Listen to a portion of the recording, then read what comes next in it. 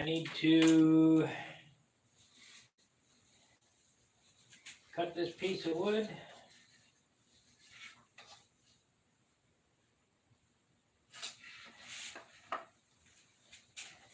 Get this done here today anyway. Pen. Over there somewhere. There we are.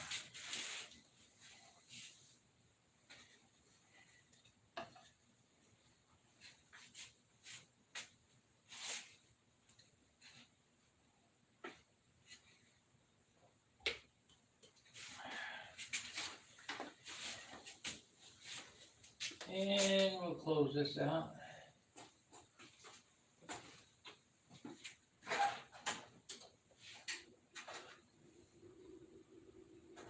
My cow.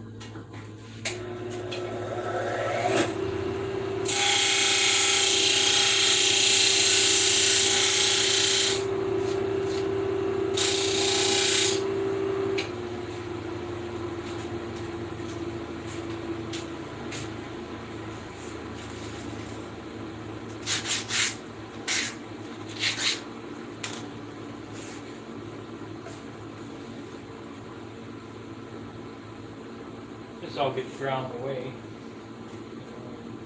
Oh No, no. but where the holes are at. Yeah. $4 for a soda. Yeah, that's pretty scary, isn't it? $4 for a soda. Where's that little machine stand?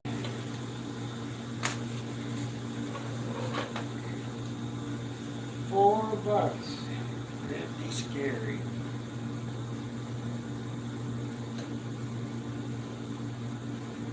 $600 for an arc. That's scary.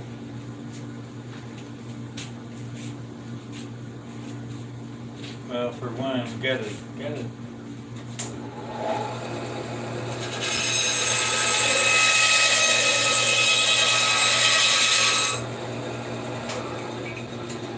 Gotta think outside the box, guys. You just have to start building your own airplane, do whatever.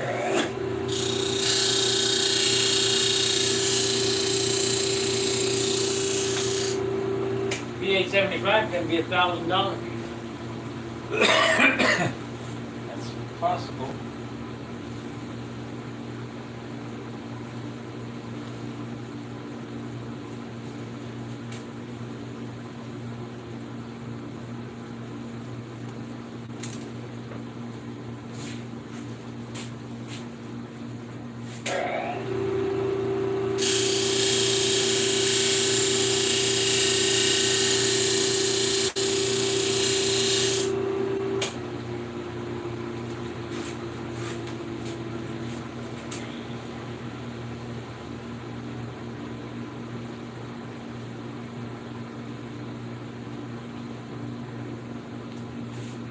Great, the end of our hobby is near.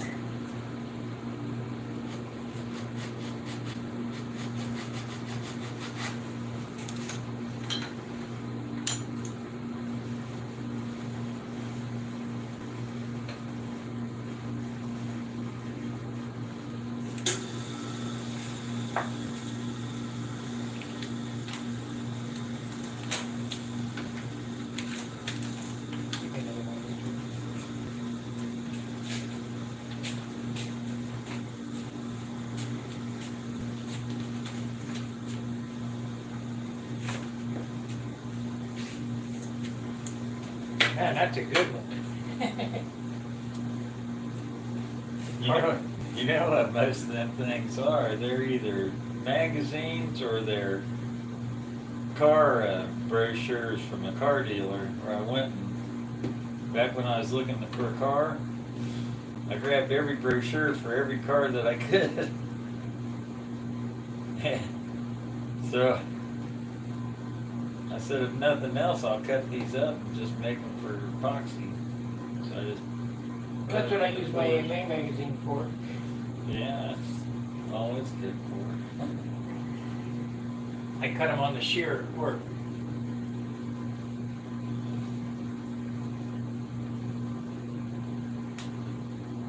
You know, you spend 10 minutes and you can make you a lifetime supply. Mixing papers.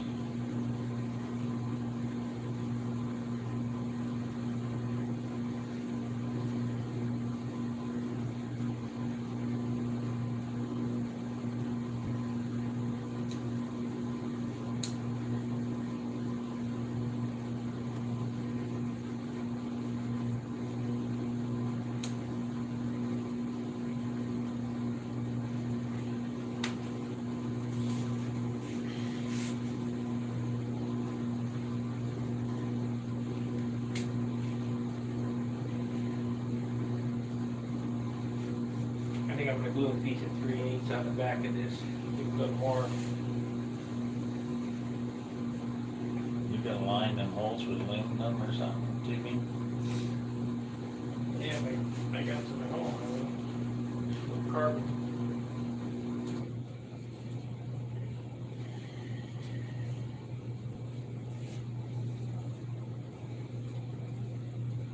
So I do it mine. Yeah, I'm gonna glue a piece of 3/8. You got a scrap piece of 3/8 over there, huh? Probably.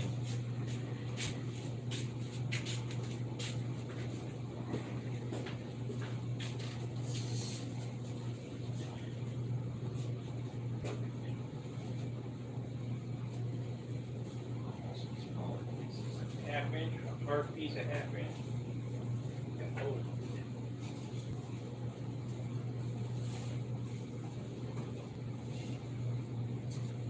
There we go, this is a hard piece of half. This will be fine. You ain't gonna use this for nothing, I tell you that right now.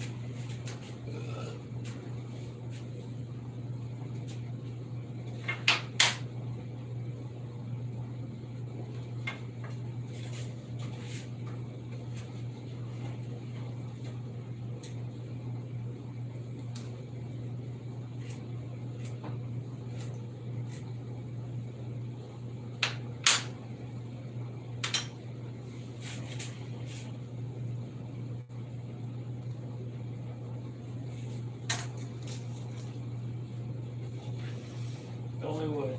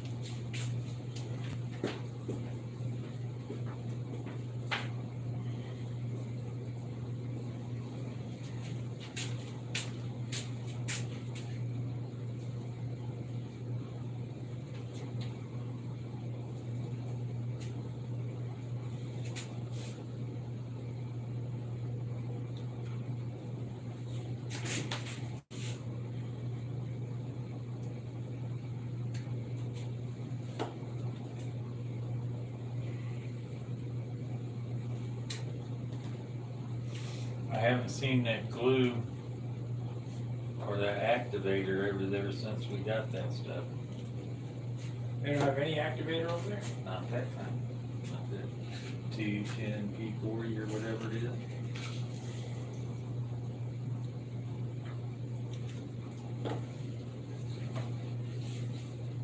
That's my bottle of glue, right? Yep. No. I haven't seen the glue or the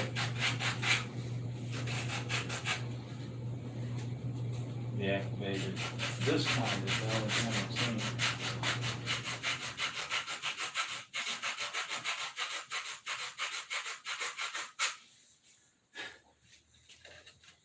I mean, it works okay as far as an activator goes, but I don't know the new glue that they got. Nah. Got a little bit of turn up on that.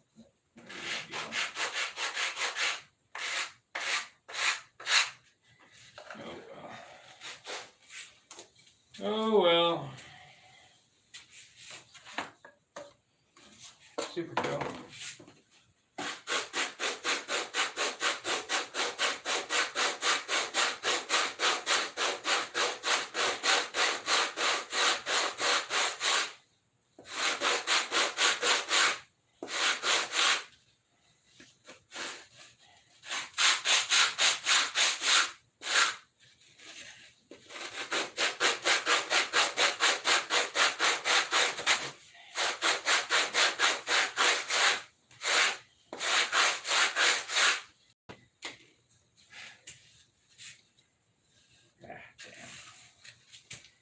Oh well. Should have been glued on there with wood glue. Yeah, it'll be fine.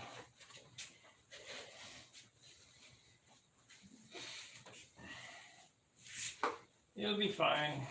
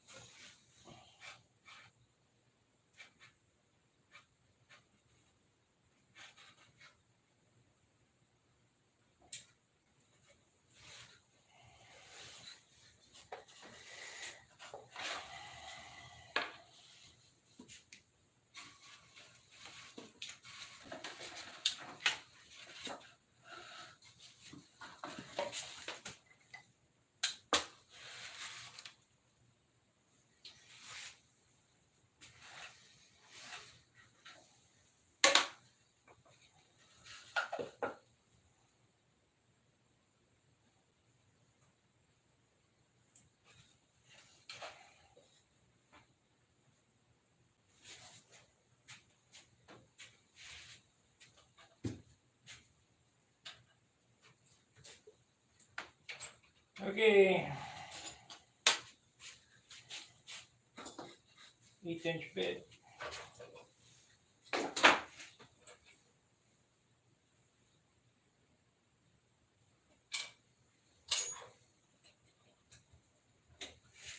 Better check it, make sure. I only get one shot. Yeah, you only get one shot, and make sure it's in the some of them hardwood blocks.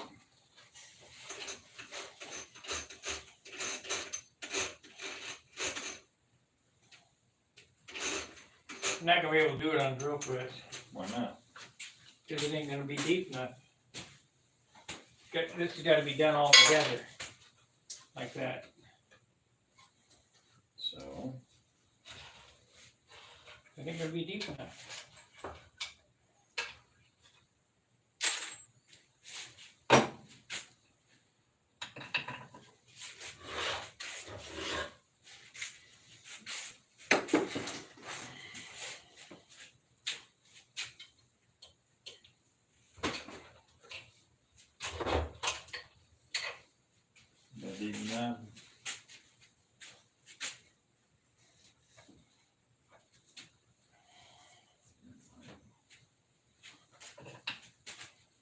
board off maybe. Put it on that big drill press over there. I can make it 3 foot deep.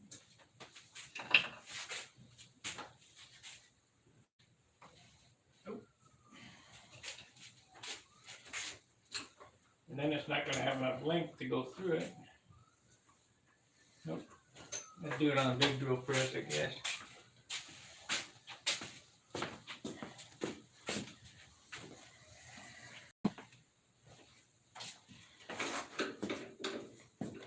We got enough throw on this one, I bet.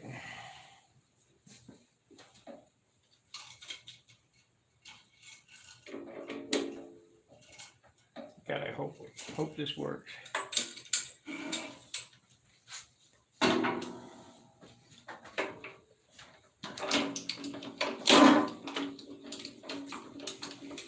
Go down an extra 2 inches. I'm gonna put the nose on this block right here.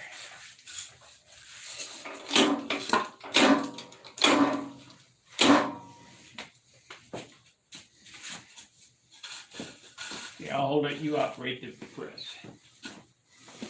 Well, first of all, I'm gonna come up with some. I'm gonna wash this down. This ain't clean.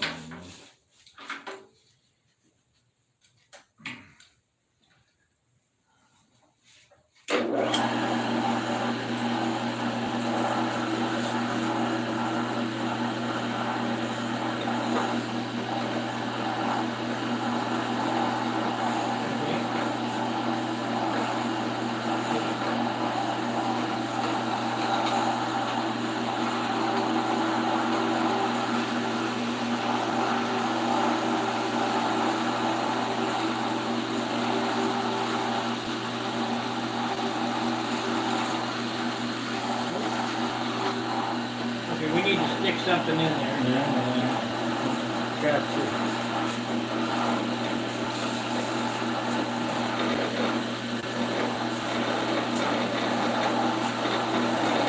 A little off.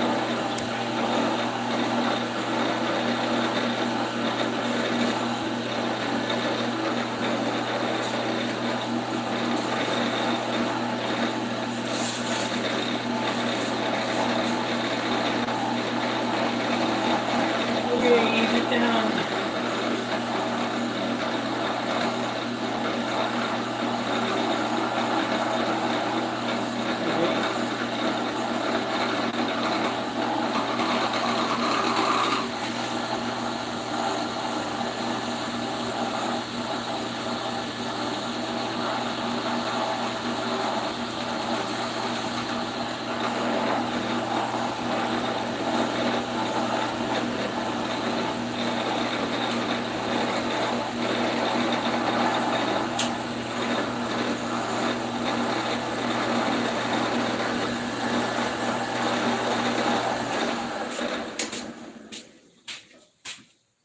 Now we need a bigger drill bit for these inserts. Yeah. Now we got the one in the perfect spot. This one's a little off, that don't matter. That's because we weren't exactly straight up and down, probably. Need the drill bit for that. I don't know what size it is, probably 3/16. No. You want the size that it threads into. Want the smallest size on there.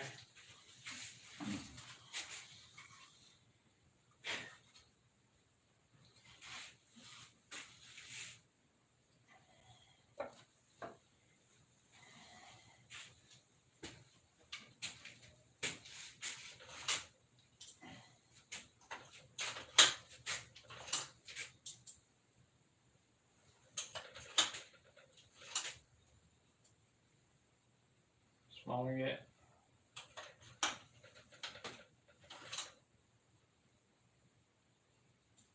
There you go. What size is that? Too small.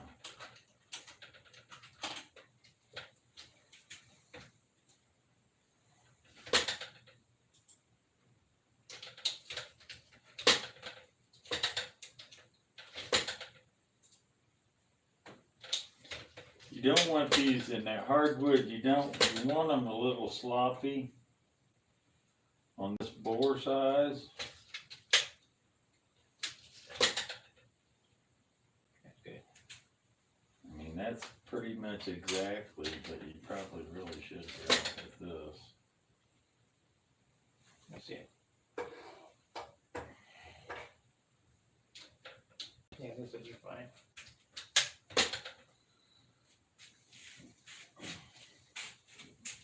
Put in your electric drill.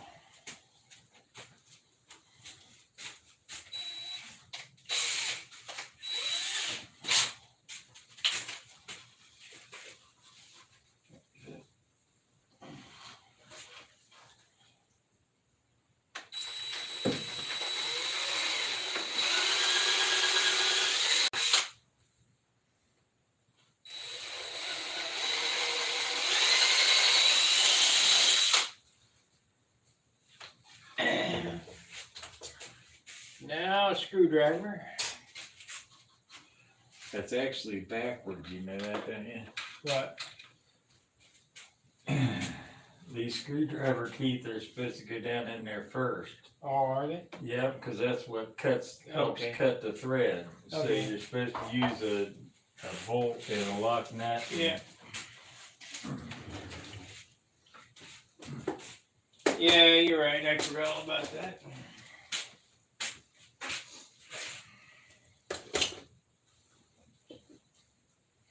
440 and a washer is all we need.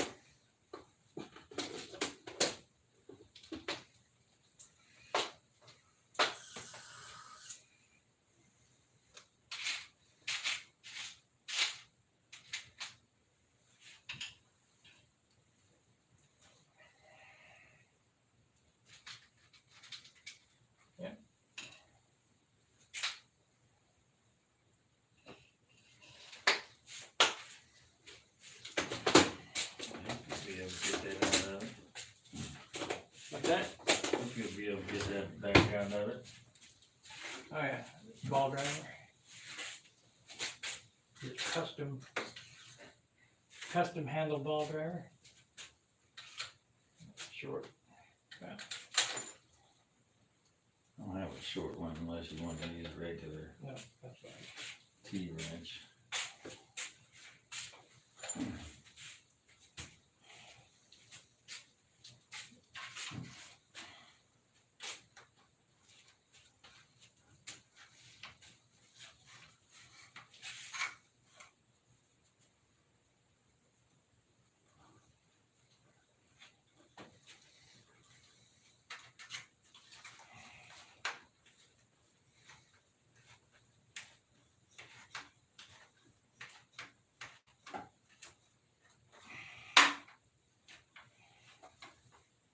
You motherfucker. Didn't come out there? No. I put some super glue on it. Let's see here, you need a nut. You can tighten it down on.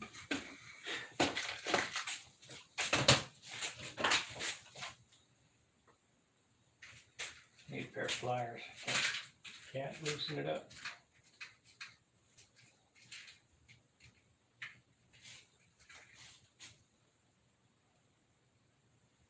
Pair of pliers.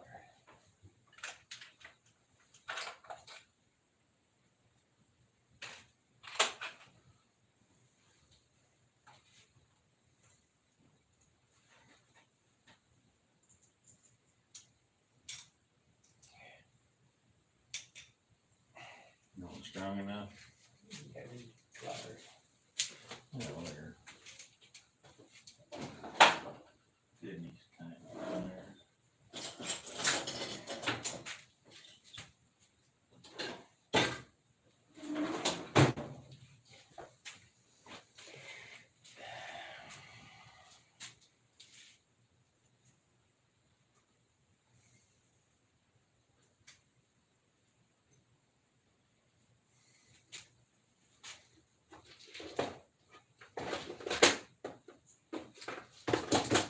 So you think the nut gonna work, huh? Oh, I guess it's turn it.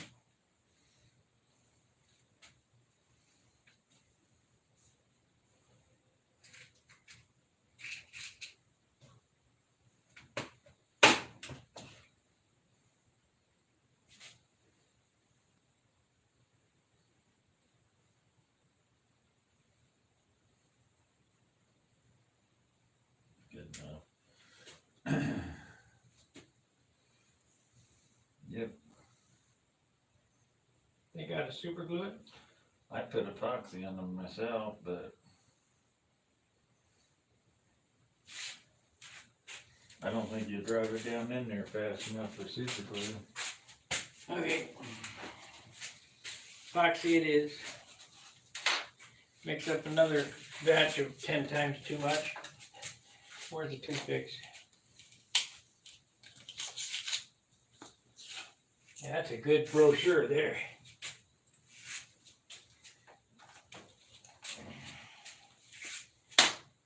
Okay.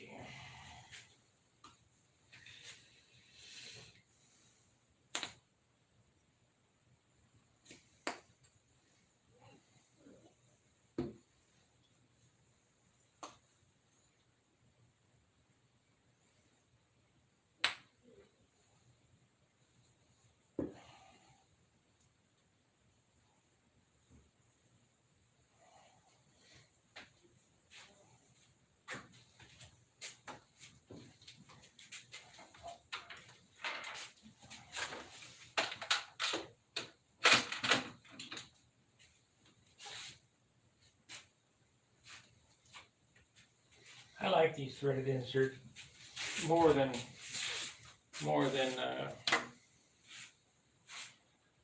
A lot of people use them for their motors, their engines and everything, No, but I I don't. think it eats up the motor mounts too much to drill that big ass hole in them. They do hold more than a T-nut, but I've not had problems with T-nuts and they weigh less. shit. Tighten up this nut.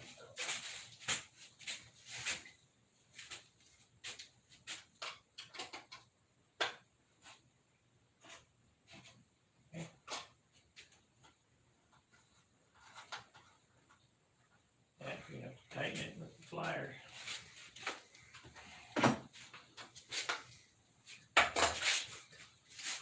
5 minute epoxy on there.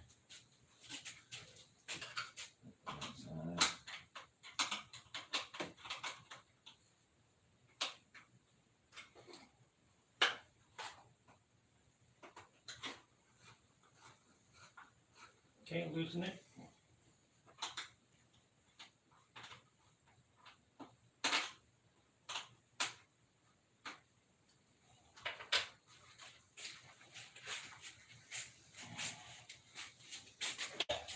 We'll get it.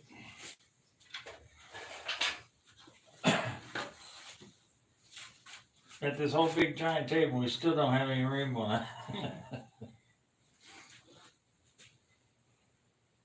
And I got that before you start screwing it down in there.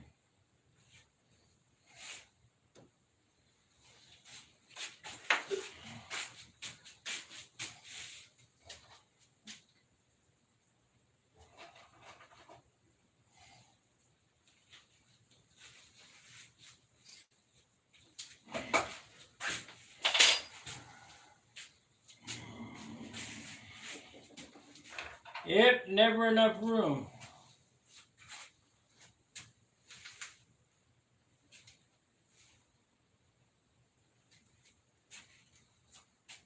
Like you had Tom Cruise's hangar.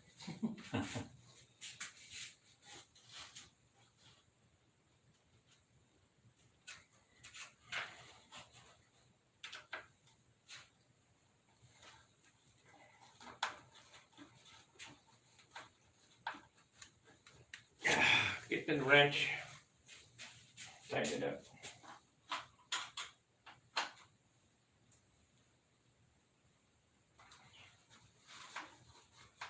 Oh, tighten it up. Back it out all the way, cause I can't, you gotta. It Tight. ain't gonna do it. Tighten it up on there.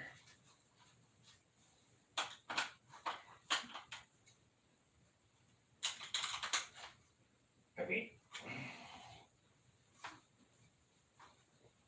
Now loosen it up.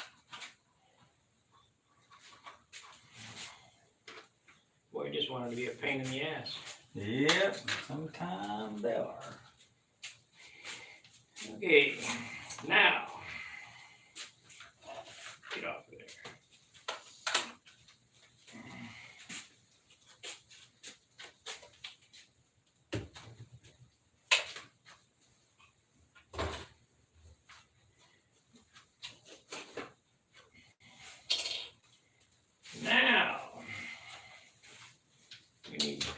grind these off.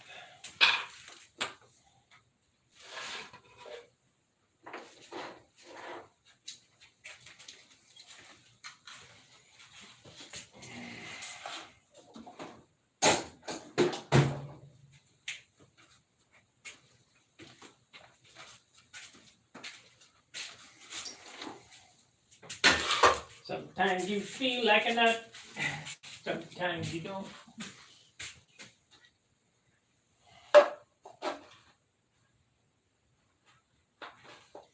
It'll make things a whole lot easier to work with to sand this all at once. Oh yeah, that's how I always do them. Rough it in and Give me another 440 case. Junk one, whatever.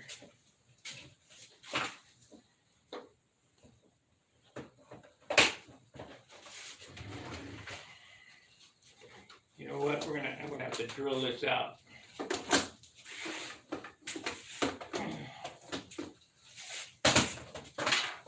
You got any 1/2 inchers? no.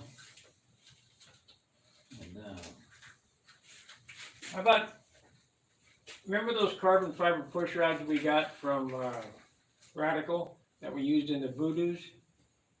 Yeah. You got any of them? 2 pieces, 3/4 of an inch. Have any of them? Yeah, that's it. That's that's bigger than what you probably want.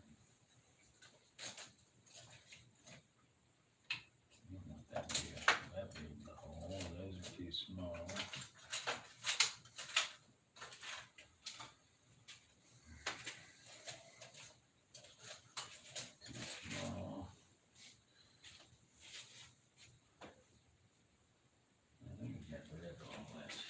I used them up in them boobies that I made.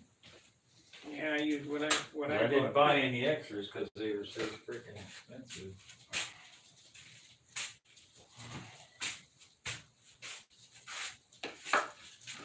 Okay, back with you. Good to see you, Gary. Almost got this thing roughed in. Too small.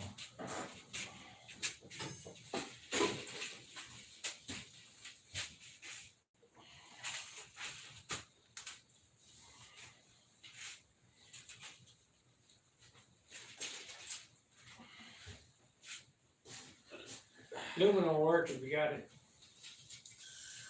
Alright. Except for my cherry. Nope. Some rich or something. Oh yeah.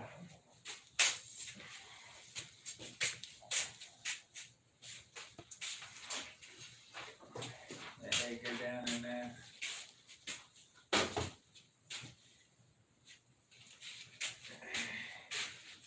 Yeah, but no washer. No, it won't go. Yeah, it will, but it's pretty tight.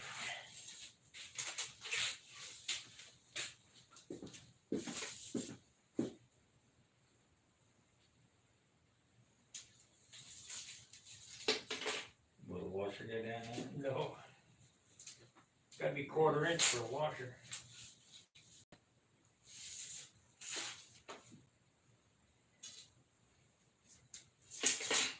Yeah, it'll work, but I don't know if the washer go in there. Doesn't matter. We'll think of something.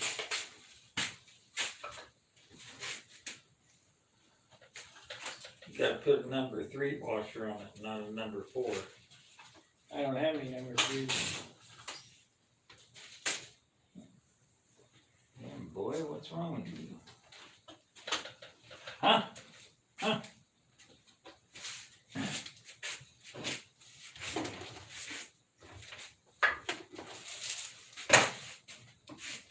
I use more number 3s than I do number 3s.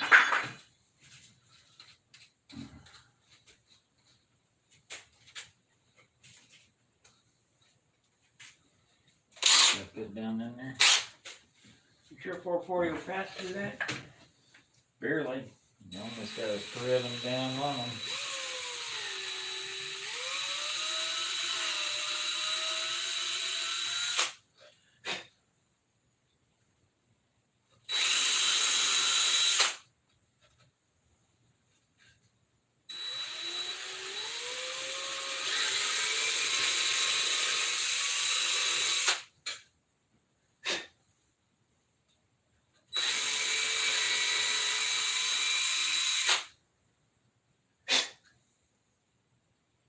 Man, almost like I knew what I was doing.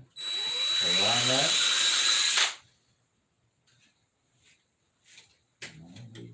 Well, you lucked out on that, didn't you? Yeah, you gotta remember I drill all day long. You lucked out on that one.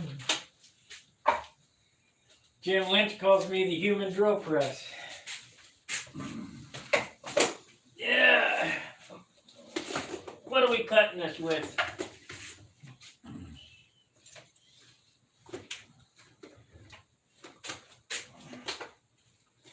A tubing cutter.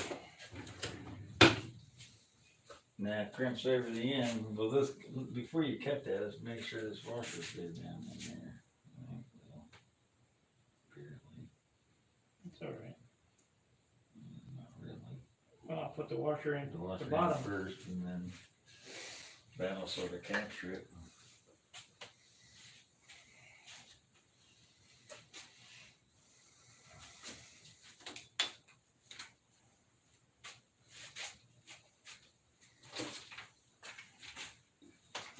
I'll just cut them 3/4.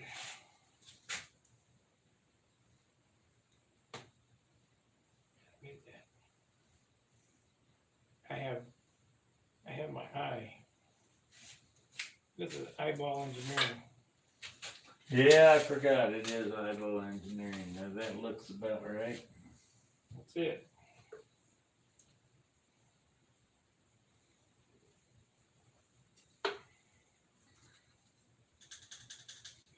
It's gonna be long, but it'll get sanded off.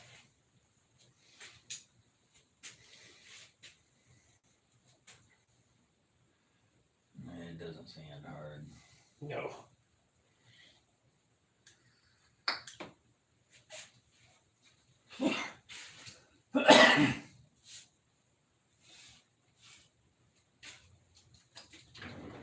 Okay.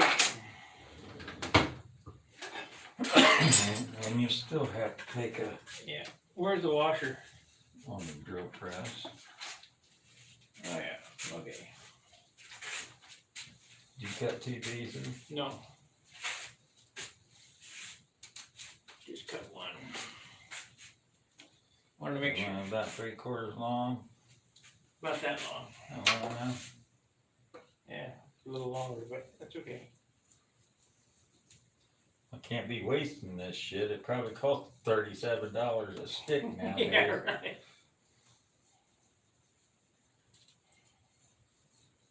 Don't cut it a 1/2 inch too long.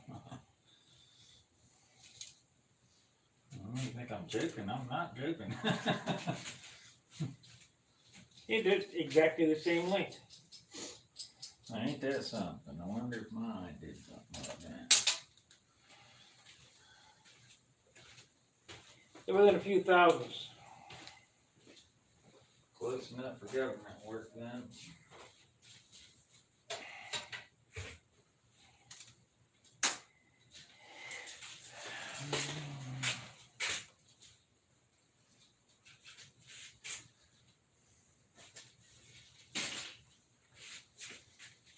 I got to get some more of them little tubes from the hobby shop. Go in there and tell them, hey, you got any of them tubes that all have music where you get in there, comes in? Yeah, we got a whole shit full of them in the bag. You want some? Yeah, give me 2. They give them to you? Yeah. Get me some.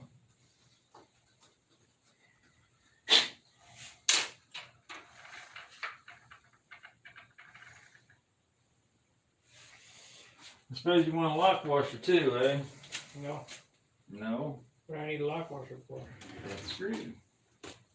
For what? It goes into the thread. I understand that.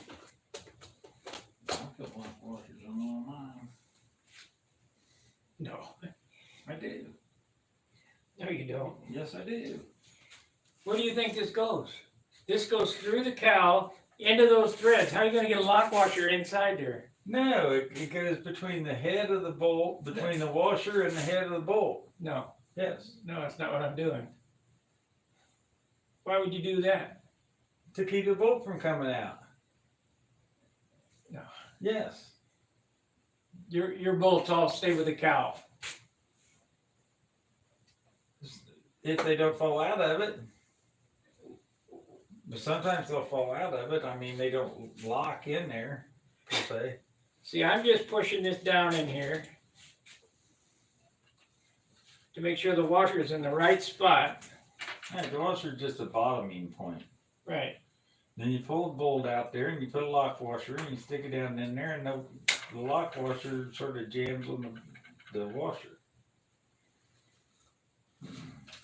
I'm done. All I gotta do is throw CA on it, pull the bolt out. What do Yeah, I need a lock washer for? Well, the bolt could still vibrate loose. From what? I don't have any bolts in my cowl. I'm not carrying around extra bolts. You got 2 bolts right here, 2 440 bolts What would I need the lock washer for? for the bolt. Yeah, no. Yeah. Well, do I need to draw a picture for you? I think so. Jeez. Not how I do stuff.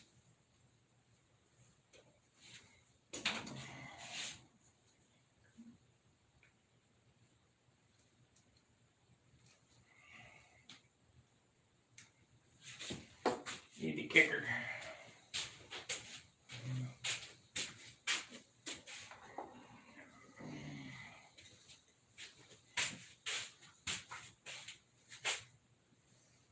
Lock washer. Oh, a lock Oh. washer. Well, goes through the washer, holds the bolt in. I don't need that. Not yet. Cause I won't even be using these bolts. They're too long. I'll use aluminum bolts that are, so I don't need Yeah, that they're yet. shorter. Yeah, those are way too long. I mean, you only need a 1/2 inch long bolt. Yeah, But I'm thinking, what the hell are you talking about? yeah, I put a lock washer in there on that 1/2 inch long bolt before I stick it down in that hole. Okay, That way it can't vibrate loose. well, it can, but it won't. It won't. You probably don't need them. It might be overkill, but so be it. If it's overkill, so be it. That's my. I thought you said lock nut. No, lock washer.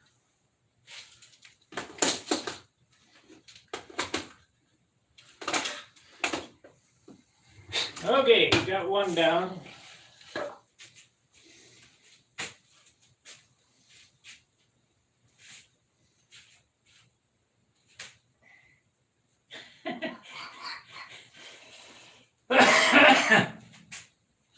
What the fuck is he talking about?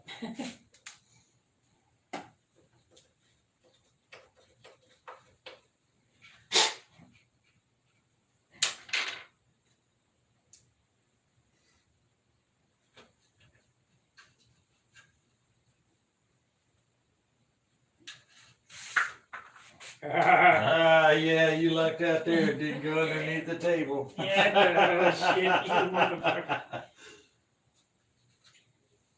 Might as well just walk all the way over to the other side to retrieve it. It's all right.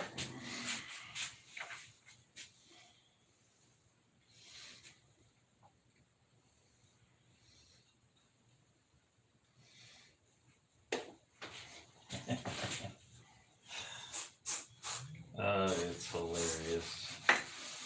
Hey, Jimbo, you on there? I haven't seen him on in a while. You doing all right? Okay, with any luck, this will all go together. Keep your fingers crossed. Hold your tongue right.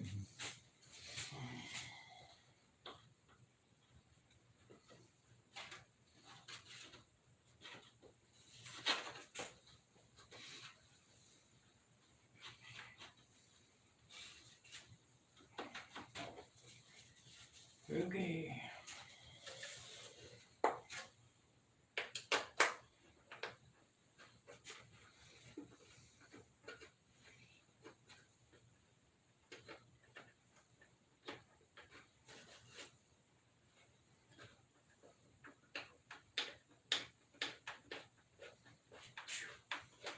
put glue in them or something. Yeah. Got taps, you need it, and you tap them out. I got a Jim Lynch finger tap. Or You mean a Jim Jim Lee, Lee? yeah. I got one of them too. I bought 2 of them. 440 and the 632. And I keep them right up front, right where I can get to them little puppies.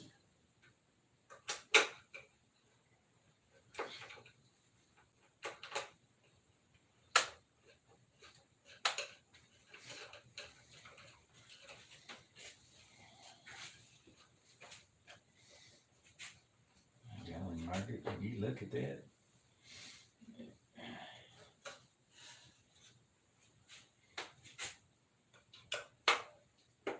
See that bolt down there to China. Turn it backwards and you hear it click, then you know you're in the right spot. Typically.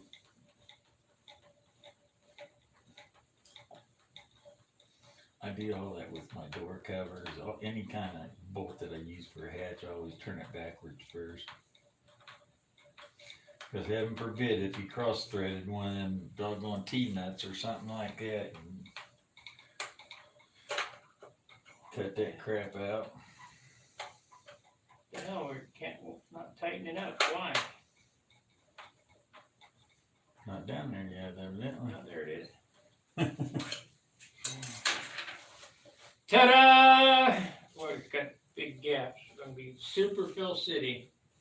Yeah, alright, won't be any gaps after that.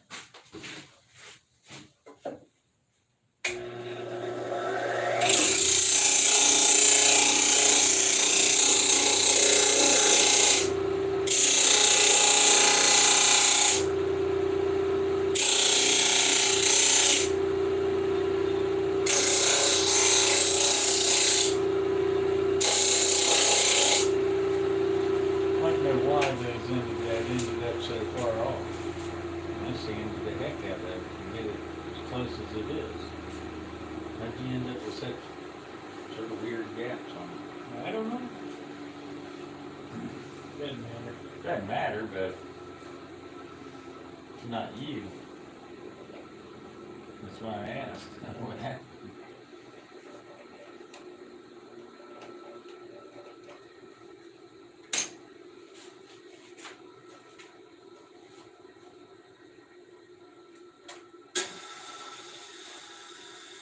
Super fill city.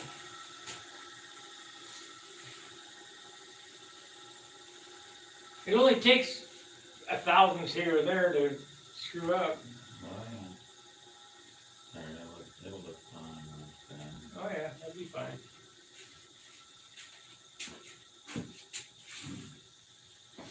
Hey Annie. Oh John. Oh, no, wait a minute. Jeff. Is that Jeff Riley?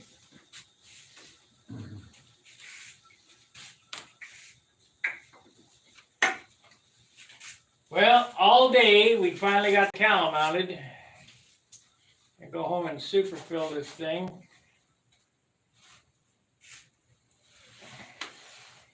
Pack it full of super fill and it'll be fine. Oh yeah. The hardest part is getting the plastic on one surface. I use saran wrap. Yeah, and have it pulled down with no wrinkles in it and everything and all that. It takes 2 settings to do it. Yeah, I don't ever do it in one. I do the long one normally in one, and then the No, other I do it two all in one and pull it down and then come back and fill the gaps. Oh, you mean, oh, okay.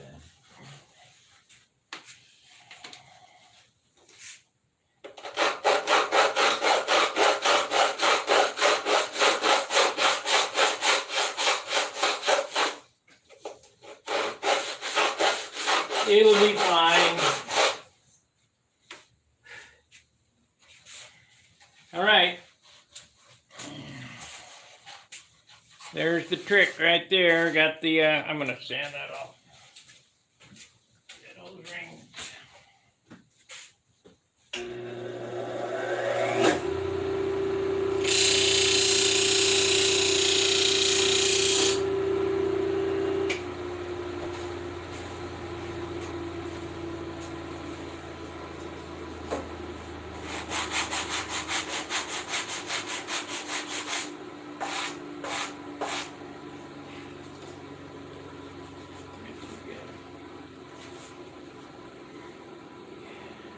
Beautiful. Starting to look like an airplane. Getting there. Another 200-300 hours. Yeah. That's a fat jet.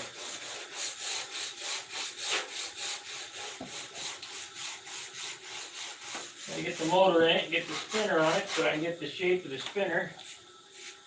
See how far back I gotta sand. You know, one thing I do like what Hunt does is he has it go like this, and then it goes down, and then it goes up. That kind of looks neat. Really? You haven't noticed? No, I haven't noticed. Well, he's been flying them crossfires.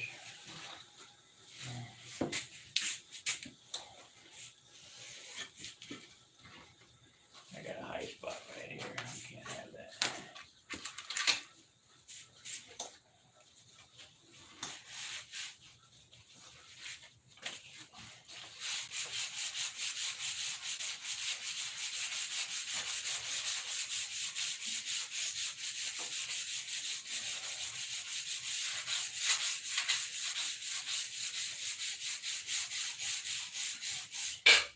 High spot and a flat spot.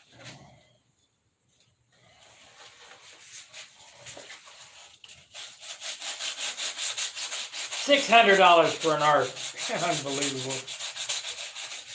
Well, I don't know if that's a fact or not, but they said the guy said that they sold the last 2 arcs that they had.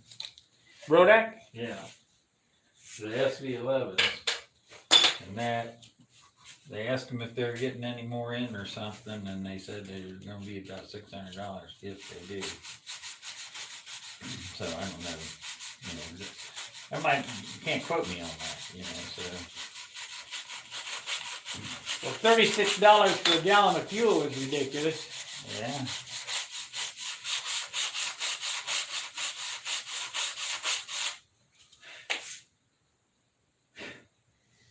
The only one producing nitromethane is China. China.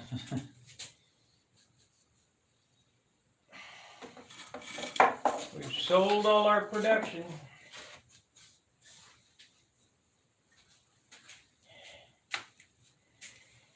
All right. If you'd gone ahead and molded that, it'd been dry by now. You've been able to. Yeah, not really. It takes overnight. It takes 8 hours to dry. Of course, if I glue it, which I probably will, 2/16.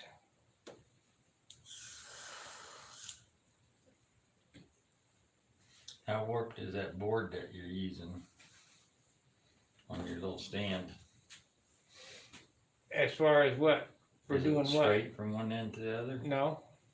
Straight enough to do some things, but I wouldn't want to lay an airplane up on it. What you need to do is go out there and buy a couple 3-inch wide pieces of that stuff, that melamine. 3-inch wide. Yeah, Oh, and put them on the bottom. yeah. I got one in St. Louis that has angle iron on the bottom.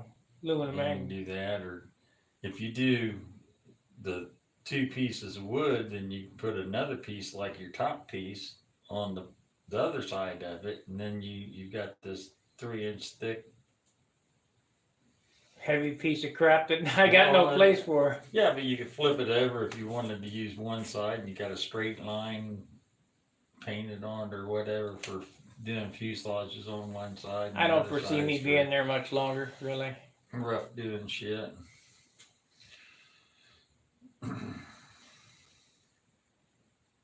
It's time for me to go home. You've been over here for 7 years, haven't you? 6. 6.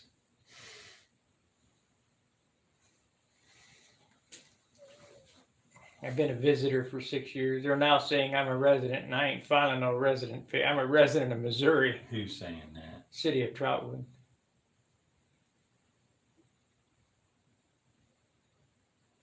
Yeah, after so long, they continue.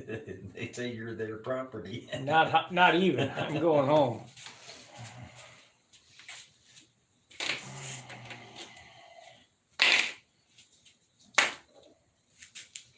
Yeah, if they only give you so long that you're allowed to. They're afraid you're milking them for something. You're making money on them. I ain't making shit on them. Matter of fact, the taxes to city of Troutwood is more than federal tax. Yeah, I think that's that. They all think a lot higher of themselves than they really are.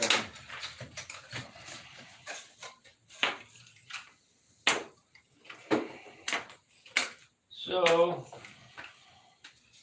I'll be home 10th of this month. Take a load of airplanes with me.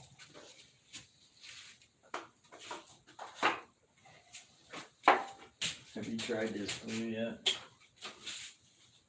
No, have you? No.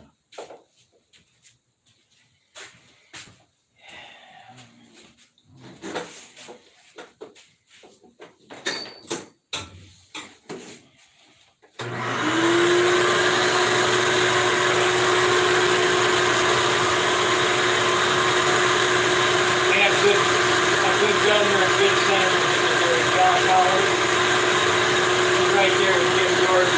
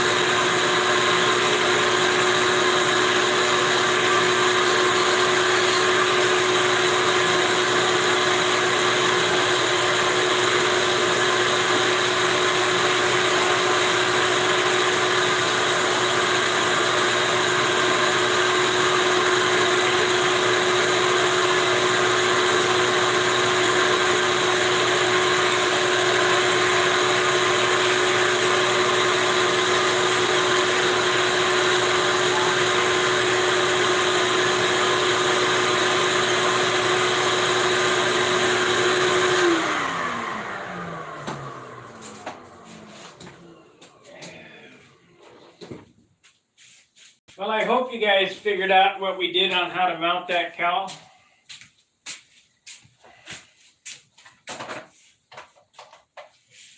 Now all I gotta do is shape the outside and route the inside, mold the turtle deck, or put the bottom block on, put the airplane together, put the push rods in. 700 more hours of sanding. Start sanding. Pretty soon we'll be done.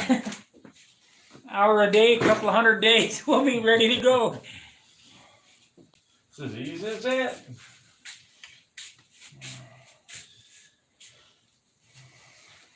Amazing. Huh? It's amazing. So I don't think I can build this thing any later. With what we got. This is was the last of my third pit. I gave you some stuff that was light enough. It's for the sheeting, not. Well, I'll give you some rib material. But this at 9.7. It's not bad, but Has that got a damn windshield bell crank in it? probably not. Well, there's ½ ounce. Quarter ounce anyway. What kind of bell crank's in it? Probably Sig. Well, they're pretty light. Sig black bell crank. One of these. They're not bad. Yeah. See all that aluminum hardware, and you leave all that shit off of there. What aluminum hardware? The spacers. You use fuel tubing. No, I will not use fuel tubing. That's just something that can rot out in there. I don't want nothing that can rot out in We there. got wheel collars holding the bell crank in its position. Just using the tubing to space it, and then once it's spaced, it's glued on top and bottom. It ain't going nowhere. I just don't like that idea. There are certain things that I'm a belt and suspenders kind of guy. Yeah, that suspender that gives you heavy airplanes. Well, maybe a combination of 1,000 other things, but I've canceled out a lot of it. I mean, this wing right here, if I had the same weight wood as you did for your wings, this wing was way lighter. Although you can take all these pieces that I've got out of mine that you don't have out of yours and put them on the scale and they don't hardly weigh anything. Right. But the sum of all the parts makes a difference. And how much glue you use. I mean, you can keep putting super glue, this shit. Whatever you put on, that's what you put on. You use what? If you use one bottle of super glue, 2 ounces. That's what you put on it. Yeah, 2 ounces. 2 ounces. Yeah. Exactly. So I don't think I have a quarter of a tube on this. Quarter ounce. And I got, let's see, I use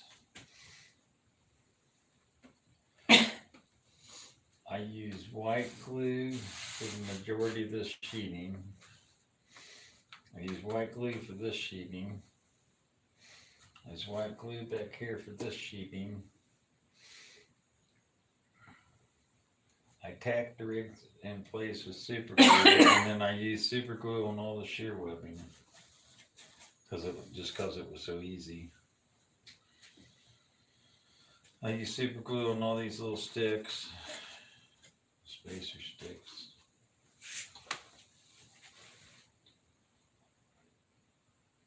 Oh, there's a lot of white glue in this, and the dang thing is that you can't wipe the excess off.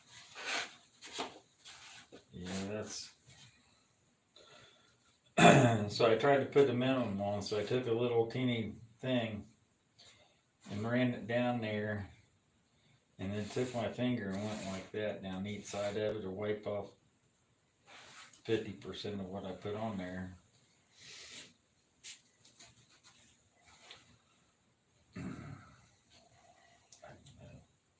I don't know how I could use less glue. Back in the old days, I used to put fillets on everything, you know, with the glue. It's got to have a fillet in there, glue.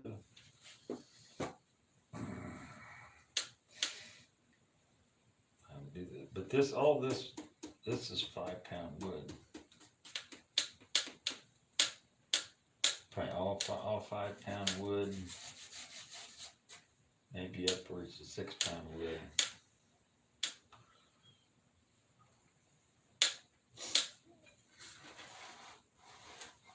Got to use that 3 pound wood to make light airplanes. Those days are gone, my friend. Somebody's got it.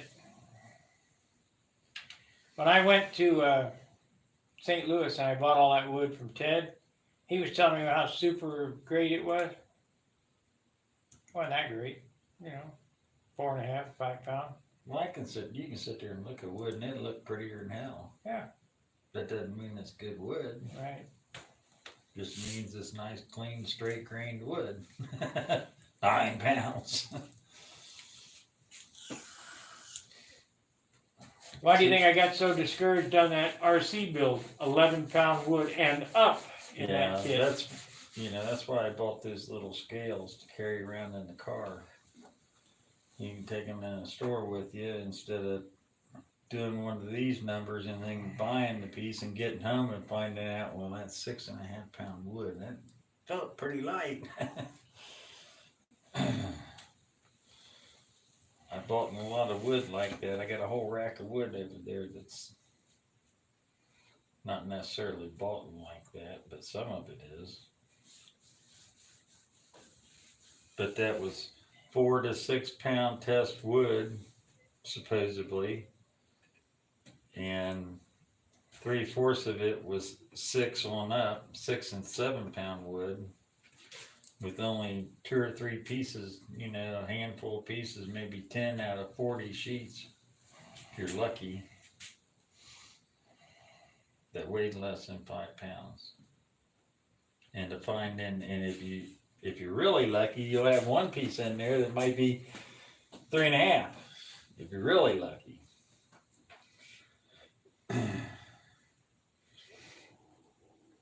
But I think what it takes, and I don't think we have it, you need somebody to go to New Guinea or go to wherever and literally talk to the plantation owners right at the source and say, listen, a lot of these companies out there, they don't care what you give them. So you're throwing away some premium grade wood that you could probably make some more money off of. It might not be a lot of money because we don't want to get, charged through the teeth for it, but we're willing to pay a little extra to get high quality, lightweight wood. I mean, even their website says, now we have this one facility. Now all they do is they make ingrain pieces and sheets of ingrain, and they cut for model building. Well, that means to me that What kind of model building? Bridges? Well, model airplanes and stuff. They did. I think they actually even said airplanes, model airplanes and stuff like that. And so that means to me they're probably taking some care in getting some lighter wood and giving it to all these people, but they can't. There's not enough of it. Well, every time I talk to National Balsa and all them guys, we don't have any. Well, they won't even. They wouldn't even select for you in the past. If you asked for it, you might have paid extra, but they didn't do nothing extra. They went back there and just pulled it out of the rack. Well, Riley, when he sent me 2x4s, I sent them all back. Well, I've done that with Riley, but Riley, if you specified nothing more than 4 pounds, you got nothing more than 4 pounds. He actually went back there and had somebody weigh it all, and don't send this guy. If you send him a piece, he's going to be sending back and bitching. I don't want to hear from him. But that was Riley. And a lot of times, if you didn't have a name, you didn't get the good stuff, no matter what you tried. You got his 4 to 6 pound, 4 to 5 pound wood, wasn't it, back at that time? Or 3 to 5 pounds. It was 4 to, it's always been 4 to 6. 4 to 6. But I got lots of 3.5 pound wood from them. Yeah. See, also that was back in the day. I don't know how long they've been plantation growing, but I'll bet you it hasn't been much over 15 years. Yeah, I don't think I'm going to be able to build as many airplanes as I used to because there's just no wood. It's not worth the time. That Thunderbolt I built was 3rd choice wood. And what have I got? 65 ounce turd. Yeah, if somebody else would have built that at 75 and been happy with it. Yeah, but it ain't me. Or 80 even. I'll take it home. 15 ounce finish and 64 ounce airplane with the 15 ounce finish on it. I'll take it home and finish it and fly it, but I already know I'm not going to be happy with it. It's not going to have that, what I like.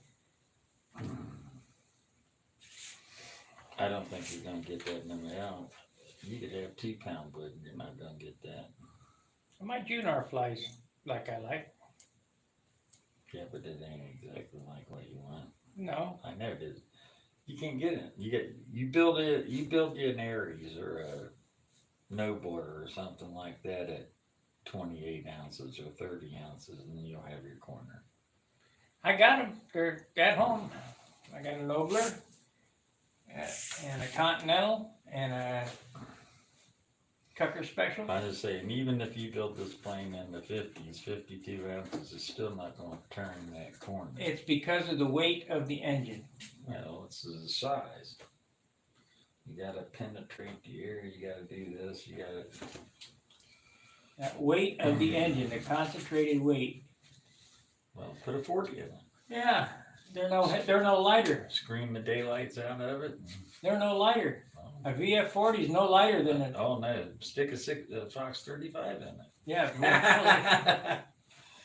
Or you can do something that weighs twice as much with a FPS 35 or 40 OS engine. Weighs 3 ounces heavier. Then you start losing it. It's all the barbell effect and the Nesband wall and. I need to build another sorcerer. I kind of missed that airplane. That flew good. 32F on a pipe. Yeah, 32 is a good little motor. It's overlooked. Yeah, and there's some people in there just getting the word out. They're learning about it, but trying to ask how to run them. Don't do anything to them. 1145 propeller and whee, scream it. Scream it up there at 11,000 RPM and go fly it. They want to run a 10-inch propeller on it. You got to run 11. Slow the RPM down. Yeah, a little bit. But a 32 shouldn't turn an 11. It'll probably turn a 13. I bet you turn more than that. You put a 9-inch prop on there, an 8-inch prop on there, I bet you it turned 16,000 RPM. Yeah. It's a ball bearing engine. I mean, Schnur reported ball bearing engine. Why wouldn't it? Yeah. You know, you could stick that on a combat plane and zap it up there with some RPMs and it'd fly like Sting. I know. I told you that story, right? Yeah. On the Sorcerer, I wanted to fly it before I got a Venturi for it, so I had it Venturi. 10-inch. I had no Venturi in it, on pressure, less than inch pipe.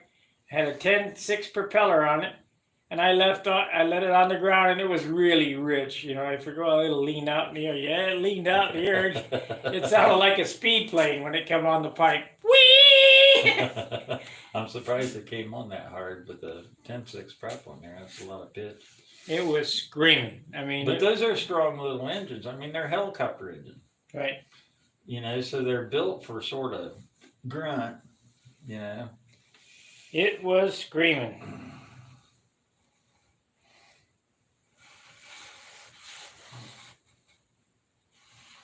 Yeah, Superfill. It won't be too bad.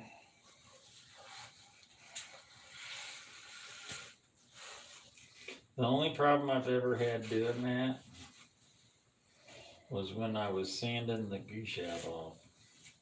The what? What gooses out of the Superfill.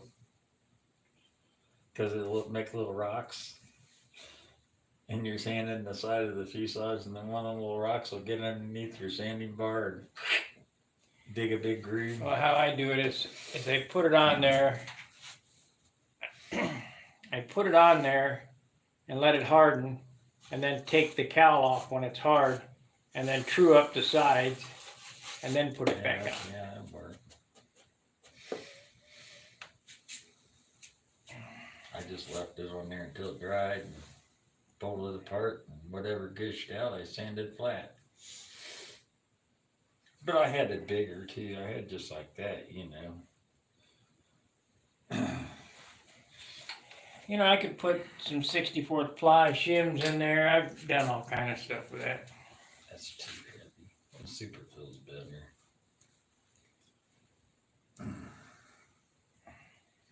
It won't, once that shit hardens, as hard as that stuff is. Oh yeah, and you're putting glass over it anyway. Yeah.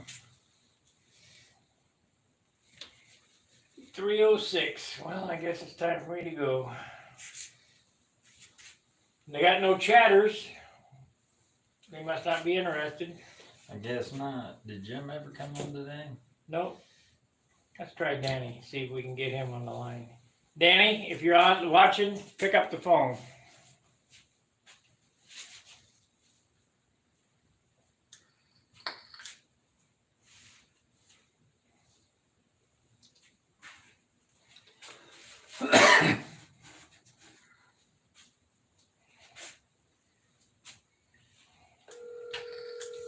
We'll ask him what the best material for mandrel making is.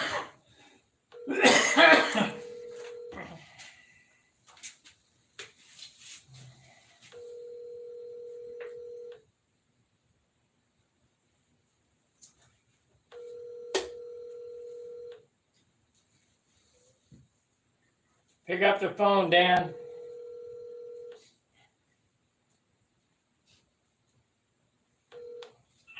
Dan Winship is not available. Where is he? Hey, give me a call. I want to know how to make a mandrel for a pipe. Talk to you later. Bye.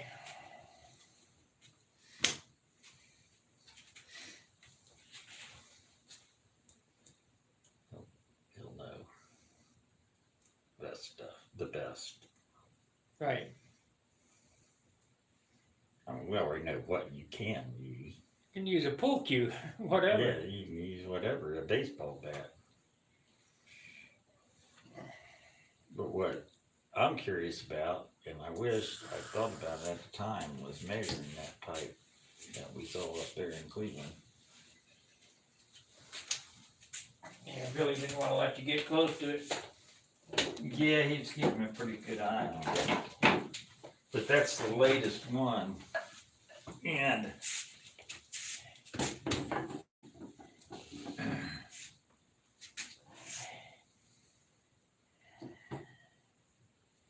This already has the stuff on it ready to go. Need to wax it up, and it's got PVA on it. Yep, I got a gallon of resin and half a gallon of this. I think that stuff's down there around where that blue line is on that can.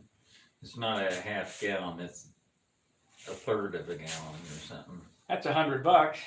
Yeah. Probably more now. Might be more now, cause see, that was another thing. One of these chemical companies that, over in Europe or somewhere over there that's about ready to, shut down. And they produce all sorts of stuff from natural gas. Yeah. Which is plastics, resins, fibers, a lot of stuff comes from natural gas that you wouldn't think that it's a byproduct. It's like gasoline, you know, all the byproducts from gasoline that they use for plastics and all that junk. Yeah, there ain't gonna be no more plastic bags, plastic forks, plastic spoons, plastic cups, lipstick, Vaseline. Paint. Yeah, paint. Glue, you name it. Nylon. Guys gotta speak up. All this stuff is gonna be shut down. We need to throw these bums out. We put too many eggs in one basket. That's right.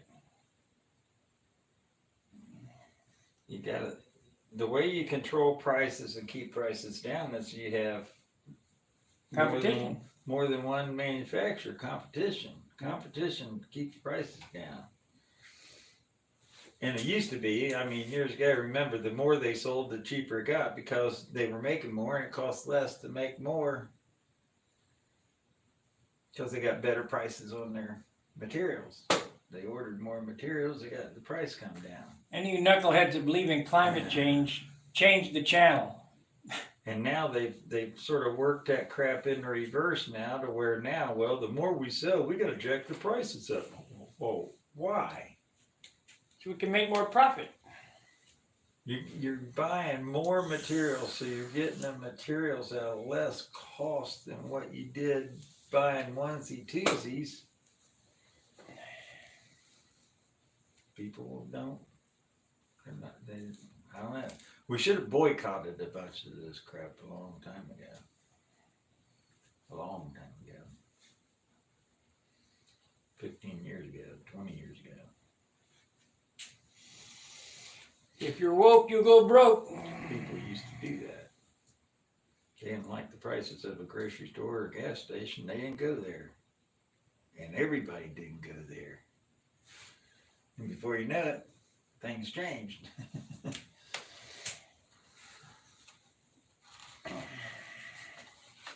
I'm pretty happy with this brush today. I mean, I can sit at my little stand and whittle this out. Well, you got that put on there, you got that mold done.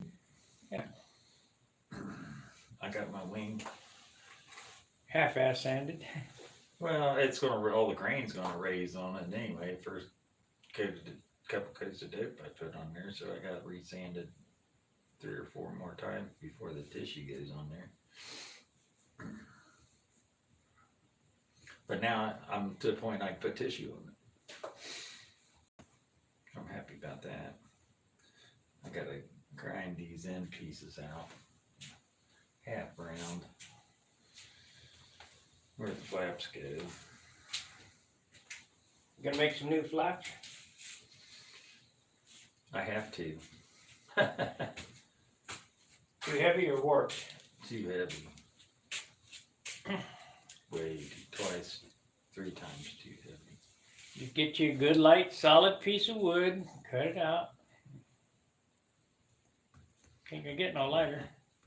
Well, that's sort of what they are right now. They're not built up, they're solid wood.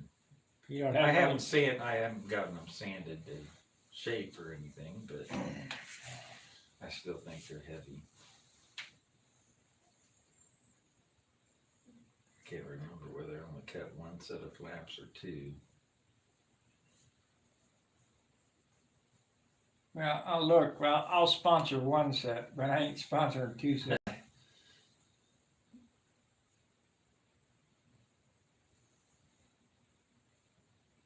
You know, that's the problem with flaps. You have to have light, straight wood. And you have to have a 4-inch wide piece, so hopefully you can get both flaps out of 1 piece of wood so that they're equal. Right. I have tried cutting 2 flaps out too. I had some 2-inch wide wood, 1/2 by 2. And I said, well, this piece is nice and this piece is nice. No, it doesn't work like that. This piece was real stiff, this piece was real flimsy. When I showed them guys the weight of the wood from one side to the other, they never saw that before. They didn't realize that it weighs different from one end to the other end? No. One side, this piece here is Yeah, one side to the other. Yeah, yeah. One side's real gummy, grainy wood, and the other side is real nice and smooth. I've had some pieces of wood I couldn't even sand because they just ball up. The more you sand it on, the more they just ball up and stuff.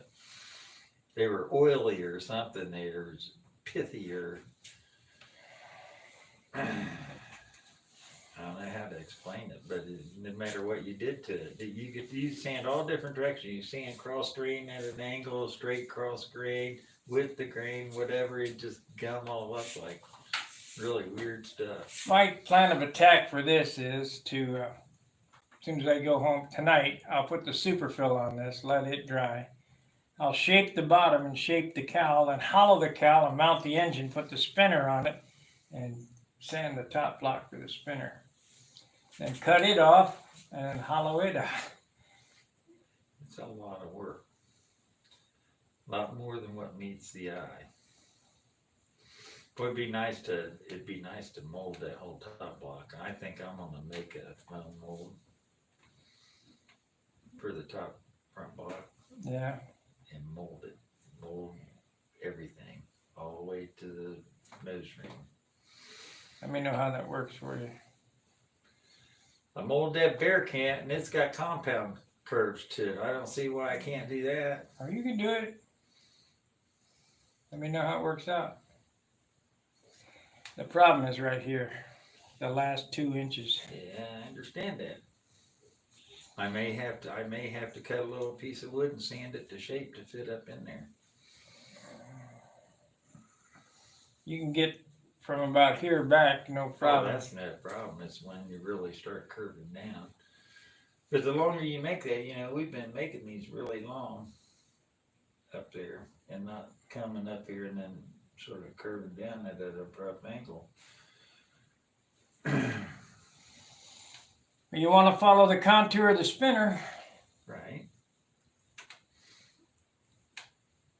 and I don't like them pointy, blunt spinners. Well, all we'll have to do, it's doable. I think we need to build a composite airplane.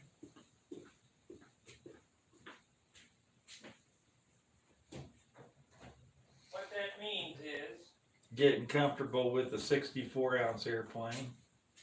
no, I think we can do it lighter. This airplane is 58 ounces without the battery. So, Choose. Dorans? no, Oh, Alm. I'm off, yeah. Now Doran's is real light, but that's without the battery. I didn't feel it with the battery in it. I think he's sub 60. The problem with that airplane is the aerodynamics. Well, aside from that, Doran's the guy to look at when it comes to epoxy fiber ratios. Right. Well, they're using pre-preg. Maybe. He says he's not. He's making his own pre-preg, maybe, but Well, the whatever. only problem with pre-preg, unless you got a factory where you're using it all the time, shit'll go bad in the freezer, you know. You gotta use it up within 30 days or whatever, how much you buy. I need to buy 10 gallons of this stuff down here. I'm sure that it's going to take that much to make a fuselage mold. It'd probably take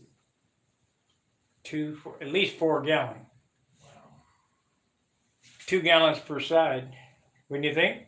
$1,000. Yeah.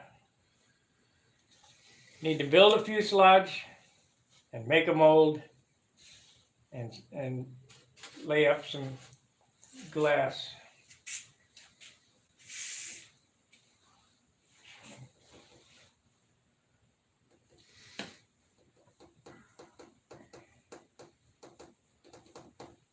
I think you can do it without using that stuff. You could And use, just make a fiberglass mold. could. The big part is gonna be, you can take anything, take all that hardwood that we got down there and build an airplane out of it. Carve and chisel and sand it to shape Yeah. and finish it all up as good as you want the finish on it, and then use that for your plug. Yeah, you wouldn't have to have a light airplane to. No, you gotta just have something solid that ain't gonna twist or anything while you're laying the mold up with it. Yeah, we could do it out of glass. It's going to take all this area and several weekends. What'd be nice is to have a chop gun.